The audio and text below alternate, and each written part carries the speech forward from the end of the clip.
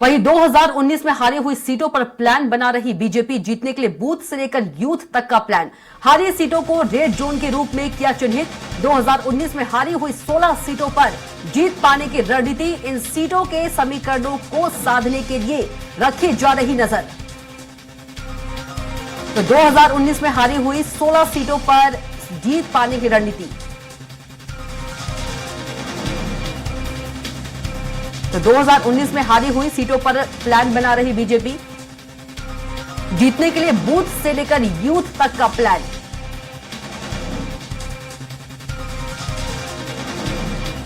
तो 2019 में हारी हुई 16 सीटों पर जीत पाने की रणनीति, सीटों के समीकरणों को साधने के लिए रखी जा रही नजर।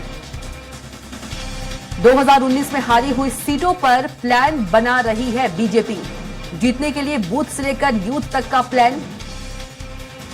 हारी सीटों को रेड जोन के रूप में किया चिन्हित। तो 2019 में हारी हुई 16 सीटों पर जीत पाने की रणनीति, सीटों के समीकरणों को साधने के लिए रखी जा रही नजर। तो 2019 में हारी हुई सीटों पर प्लान बना रही बीजेपी, जीतने के लिए बूथ से लेकर यूथ तक का प्लान। हारी सीटों को रेड जोन के रूप में चिन्हित किया जा रहा।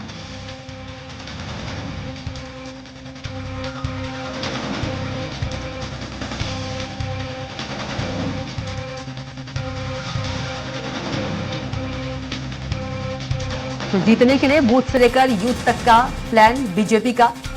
हारी सीटों को रेड जोन के रूप में चिन्हित। तो 2019 में हारी हुई सीटों पर बीजेपी की रणनीति। और चलिए इसी खबर पर ज्यादा जानकारी के साथ हमारे संवाददाता पवन सीधे जुड़ गए हैं। पवन का रुख कर लेते हैं।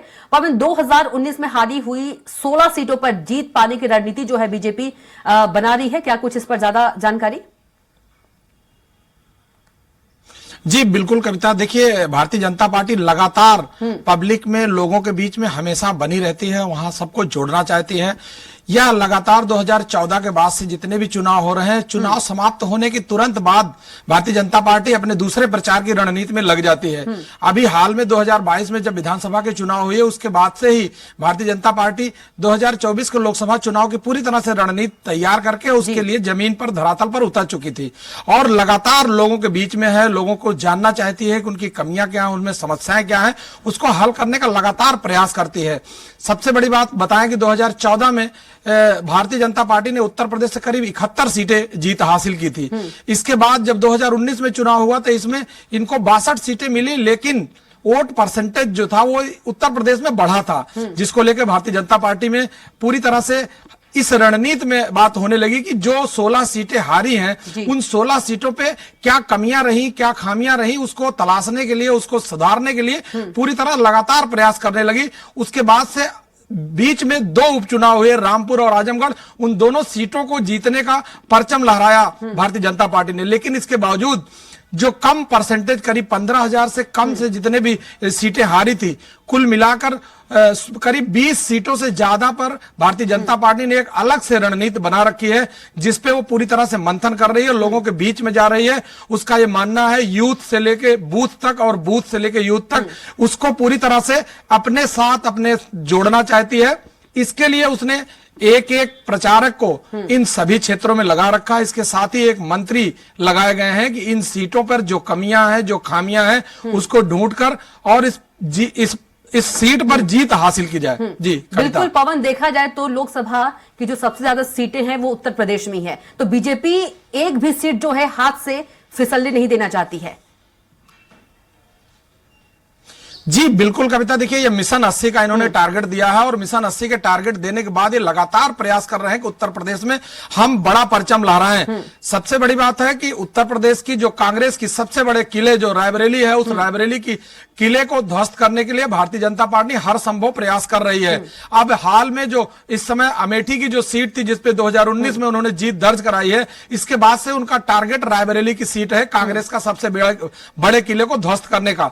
इस समय लगातार भारतीय जनता पार्टी किसी ऐसे चेहरे के तलाश में है कि वो रायबरेली से कांग्रेस का विजय रथ रोक सके। लेकिन अभी तक पूरे प्रदेश में इस तरह की रणनीति तय की जा रही है कि मिशन 80 को सफल बनाने में हर संभव प्रयास किया जा रहा है कि जो कमियां हो, जो खामियां हो, उसको सुधारा जा सके और सुधारने के बाद उस पर इंप्लीमेंट हो। चूंकि भारतीय जनता पार्टी जानती है कि उत्तर प्रदेश इतना बड़ा प्रदेश है जिससे पूरे देश में सबसे ज्यादा सीटें हैं और इससे उत्तर प्रदेश से ही वहां दिल्ली का रास्ता जाता है। लेकिन इससे पहले अगर आप नजर डालेंगे तो 70% जो प्रधानमंत्री हैं उत्तर प्रदेश से ही जीत हासिल की और उत्तर प्रदेश में अगर परचम लहराया तो वो दिल्ली की गद्दी पर शासन कर पाते हैं।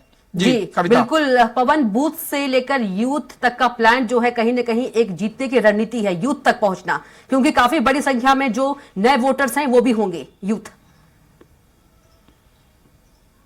जी बिल्कुल, नए संख्या में जो वोटर हैं और भारतीय जनता पार्टी की रीढ़ कहे जाने वाली संघ आरएसएस लगातार लोगों के बीच में है और उनके अलग अलग विंग, कभी यूथ को जोड़ना हुआ, कभी जो है शेड्यूल ट्राइब को जोड़ना हुआ, कभी ओबीसी को, तो वो हर तरह का संभव प्रयास करते हैं और लोगों के साथ जुड़ना चाहते हैं, लोगों के बीच में जाते हैं, उनके घरों में जाते हैं, उनकी कमियां, उनके साथ जो समस्याएं हैं या सरकार से जो सामंजस्य नहीं बैठ पा रहा है, अभी हाल में जो उत्तर प्रदेश सरकार या केंद्र सरकार की जितनी भी योजनाएं चल रही हैं उन योजनाओं का किस तरह से इंप्लीमेंटेशन हो रहा है, लोगों तक इसका लाभ पहुंच रहा है कि नहीं, जमीन तक, धरातल तक इस लाभ को लोगों तक किस तरह से पहुंचाया जा रहा है या इसमें कोई खामियां हैं तो उसको दूर करने का पूरा प्रयास करती है जिससे लोगों को अपने साथ, उनके दिलों को जोड़ती है। ऐसे स्थिति में लगातार 2014 के बाद से जिस तरह से जीत हासिल हुई है भारतीय जनता पार्टी को, वो लगातार अपने को ग्रेजुअली विकास कर रही है, अपने को जोड़ रही है और अपनी पार्टी के साथ जो भी जीत दर्ज करा रही है उसका भी ये टारगेट है कि वोट परसेंटेज लोगों को किस तरह से हम जोड़ेंगे जिससे हमारा वोट परसेंटेज सबसे हाई लेवल का हो सके। जी कविता।